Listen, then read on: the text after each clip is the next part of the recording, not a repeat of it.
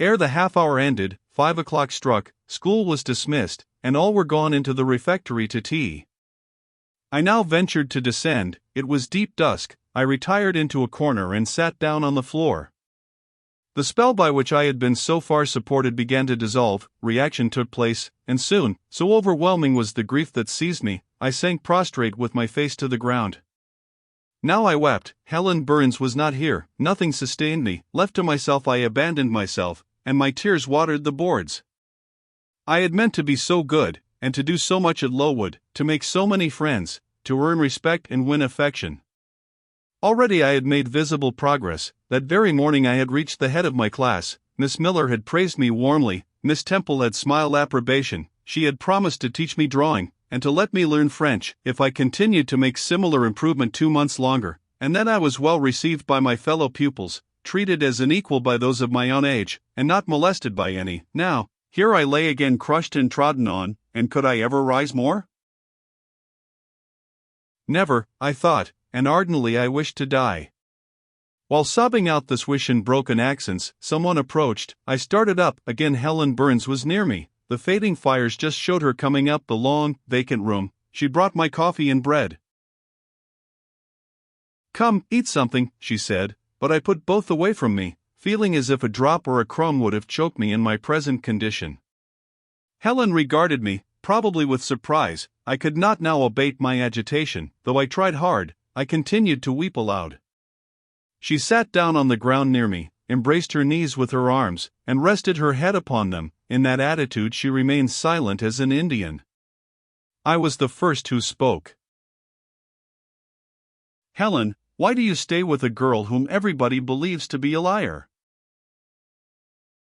"Everybody, Jane?" "Why, there are only 80 people who have heard you called so, and the world contains hundreds of millions." "But what have I to do with millions? The 80 I know despise me." "Jane, you are mistaken. Probably not one in the school either despises or dislikes you. Many, I am sure, pity you much." "How can they pity me after what Mr. Brocklehurst has said?" "Mr. Brocklehurst is not a god, nor is he even a great and admired man. He is little liked here. He never took steps to make himself liked. Had he treated you as an especial favorite, you would have found enemies, declared or covert, all around you. As it is, the greater number would offer you sympathy if they dared. Teachers and pupils may look coldly on you for a day or two, but friendly feelings are concealed in their hearts, and if you persevere in doing well, these feelings will ere long appear so much the more evidently for their temporary suppression. Besides, Jane," she paused. "Well, Helen," said I, putting my hand into hers. She chafed my fingers gently to warm them, and went on. "If all the world hated you, and believed you wicked, while your own conscience approved you, and absolved you from guilt, you would not be without friends." "No, I know I should think well of myself, but that is not enough. If others don't love me I would rather die than live. I cannot bear to be solitary and hated, Helen. Look here, to gain some real affection from you, or Miss Temple, or any other whom I truly love, I would willingly submit to have the bone of my arm broken, or to let a bull toss me, or to stand behind a kicking horse, and let it dash its hoof at my chest." "Hush, Jane. You think too much of the love of human beings. You are too impulsive, too vehement. The sovereign hand that created your frame, and put life into it, has provided you with other resources than your feeble self, or than creatures feeble as you. Besides this earth, and besides the race of men, there is an invisible world and a kingdom of spirits. That world is round us, for it is everywhere, and those spirits watch us, for they are commissioned to guard us, and if we were dying in pain and shame, if scorn smote us on all sides, and hatred crushed us, angels see our tortures, recognize our innocence, if innocent we be. As I know you are of this charge which Mr. Brocklehurst has weakly and pompously repeated at second hand from Mrs. Reed. For I read a sincere nature in your ardent eyes and on your clear front, and God waits only the separation of spirit from flesh to crown us with a full reward. Why, then, should we ever sink overwhelmed with distress, when life is so soon over, and death is so certain an entrance to happiness, to glory?" I was silent. Helen had calmed me. But in the tranquility she imparted there was an alloy of inexpressible sadness. I felt the impression of woe as she spoke, but I could not tell whence it came, and when, having done speaking, she breathed a little fast and coughed a short cough, I momentarily forgot my own sorrows to yield to a vague concern for her. Resting my head on Helen's shoulder, I put my arms round her waist, she drew me to her, and we reposed in silence. We had not sat long thus, when another person came in. Some heavy clouds, swept from the sky by a rising wind, had left the moon bare, and her light, streaming in through a window near, shone full both on us and on the approaching figure, which we at once recognized as Miss Temple. "I came on purpose to find you, Jane Eyre," said she. "I want you in my room, and as Helen Burns is with you, she may come too." We went, following the superintendent's guidance. We had to thread some intricate passages, and mount a staircase before we reached her apartment. It contained a good fire, and looked cheerful. Miss Temple told Helen Burns to be seated in a low armchair on one side of the hearth, and herself taking another, she called me to her side. "Is it all over?" she asked, looking down at my face. "Have you cried your grief away?" "I am afraid I never shall do that." "Why?" "Because I have been wrongly accused, and you, ma'am, and everybody else, will now think me wicked." "We shall think you what you prove yourself to be, my child. Continue to act as a good girl, and you will satisfy us." "Shall I, Miss Temple?" "You will," said she, passing her arm round me. "And now tell me who is the lady whom Mr. Brocklehurst called your benefactress?" "Mrs. Reed, my uncle's wife. My uncle is dead, and he left me to her care." "Did she not, then, adopt you of her own accord?"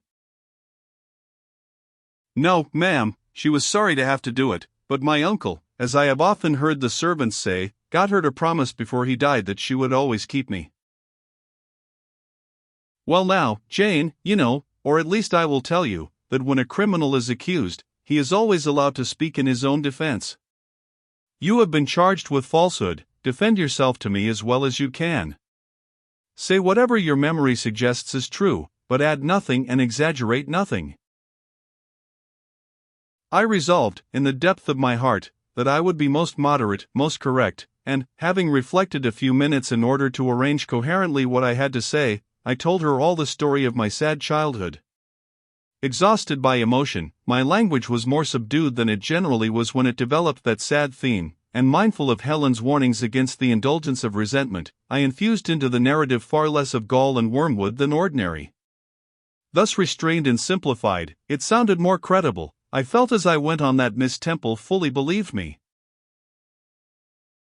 In the course of the tale I had mentioned Mr. Lloyd as having come to see me after the fit, for I never forgot the, to me, frightful episode of the Red Room, in detailing which, my excitement was sure, in some degree, to break bounds, for nothing could soften in my recollection the spasm of agony which clutched my heart when Mrs. Reed spurned my wild supplication for pardon, and locked me a second time in the dark and haunted chamber. I had finished. Miss Temple regarded me a few minutes in silence. She then said, "I know something of Mr. Lloyd. I shall write to him. If his reply agrees with your statement, you shall be publicly cleared from every imputation. To me, Jane, you are clear now." She kissed me, and still keeping me at her side, where I was well contented to stand, for I derived a child's pleasure from the contemplation of her face, her dress, her one or two ornaments, her white forehead, her clustered and shining curls, and beaming dark eyes, she proceeded to address Helen Burns. "How are you tonight, Helen? Have you coughed much today?" "Not quite so much, I think, ma'am." "And the pain in your chest?" "It is a little better." Miss Temple got up, took her hand and examined her pulse, then she returned to her own seat. As she resumed it, I heard her sigh low. She was pensive a few minutes, then rousing herself, she said cheerfully, But you two are my visitors tonight, I must treat you as such." She rang her bell. "Barbara," she said to the servant who answered it, "I have not yet had tea. Bring the tray and place cups for these two young ladies." And a tray was soon brought. How pretty, to my eyes, did the china cups and bright teapot look, placed on the little round table near the fire. How fragrant was the steam of the beverage, and the scent of the toast! Of which, however, I, to my dismay, for I was beginning to be hungry, discerned only a very small portion. Miss Temple discerned it too. "Barbara," said she, "can you not bring a little more bread and butter? There is not enough for 3. Barbara went out. She returned soon. "Madam, Mrs. Harden says she has sent up the usual quantity." Mrs. Harden, be it observed, was the housekeeper, a woman after Mr. Brocklehurst's own heart, made up of equal parts of whalebone and iron. "Oh, very well," returned Miss Temple, "we must make it do, Barbara, I suppose." And as the girl withdrew she added, smiling, "Fortunately, I have it in my power to supply deficiencies for this once." Having invited Helen and me to approach the table, and placed before each of us a cup of tea with one delicious but thin morsel of toast, she got up, unlocked a drawer, and taking from it a parcel wrapped in paper, disclosed presently to our eyes a good-sized seed cake. "I meant to give each of you some of this to take with you," said she, "but as there is so little toast, you must have it now," and she proceeded to cut slices with a generous hand. We feasted that evening as on nectar and ambrosia, and not the least delight of the entertainment was the smile of gratification with which our hostess regarded us, as we satisfied our famished appetites on the delicate fare she liberally supplied. Tea over and the tray removed, she again summoned us to the fire. We sat one on each side of her, and now a conversation followed between her and Helen, which it was indeed a privilege to be admitted to hear. Miss Temple had always something of serenity in her air, of state in her mien, of refined propriety in her language, which precluded deviation into the ardent, the excited, the eager, something which chastened the pleasure of those who looked on her and listened to her, by a controlling sense of awe, and such was my feeling now. But as to Helen Burns, I was struck with wonder. The refreshing meal, the brilliant fire, the presence and kindness of her beloved instructress, or, perhaps, more than all these, something in her own unique mind, had roused her powers within her. They woke, they kindled, first, they glowed in the bright tint of her cheek, which till this hour I had never seen but pale and bloodless, then they shone in the liquid luster of her eyes, which had suddenly acquired a beauty more singular than that of Miss Temple's, a beauty neither of fine color nor long eyelash, nor penciled brow, but of meaning, of movement, of radiance. Then her soul sat on her lips, and language flowed, from what source I cannot tell. Has a girl of 14 a heart large enough, vigorous enough, to hold the swelling spring of pure, full, fervid eloquence? Such was the characteristic of Helen's discourse on that, to me, memorable evening. Her spirit seemed hastening to live within a very brief span as much as many lived during a protracted existence. They conversed of things I had never heard of nations in times past, of countries far away, of secrets of nature discovered or guessed at. They spoke of books, how many they had read, what stores of knowledge they possessed. Then they seemed so familiar with French names and French authors, but my amazement reached its climax when Miss Temple asked Helen if she sometimes snatched a moment to recall the Latin her father had taught her, and taking a book from a shelf, bade her read and construe a page of Virgil, and Helen obeyed, my organ of veneration expanding at every sounding line. She had scarcely finished ere the bell announced bedtime. No delay could be admitted. Miss Temple embraced us both, saying, as she drew us to her heart, "God bless you, my children." Helen she held a little longer than me. She let her go more reluctantly. It was Helen her I followed to the door. It was for her she a second time breathed a sad sigh. For her she wiped a tear from her cheek. On reaching the bedroom, we heard the voice of Miss Scatcherd. She was examining drawers. She had just pulled out Helen Burns's, and when we entered Helen was greeted with a sharp reprimand. and told that tomorrow she should have half a dozen of untidily folded articles pinned to her shoulder. "My things were indeed in shameful disorder," murmured Helen to me, in a low voice. "I intended to have arranged them, but I forgot." Next morning, Miss Scatcherd wrote in conspicuous characters on a piece of pasteboard the word slattern, and bound it like a phylactery round Helen's large, mild, intelligent, and benign-looking forehead. She wore it till evening, patient, unresentful, regarding it as a deserved punishment. The moment Miss Scatcherd withdrew after afternoon school, I ran to Helen, tore it off, and thrust it into the fire. The fury of which she was incapable had been burning in my soul all day, and tears, hot and large, had continually been scalding my cheek, for the spectacle of her sad resignation gave me an intolerable pain at the heart. About a week subsequently to the incidents above narrated, Miss Temple, who had written to Mr. Lloyd, received his answer. It appeared that what he said went to corroborate my account. Miss Temple, having assembled the whole school, announced that inquiry had been made into the charges alleged against Jane Eyre, and that she was most happy to be able to pronounce her completely cleared from every imputation.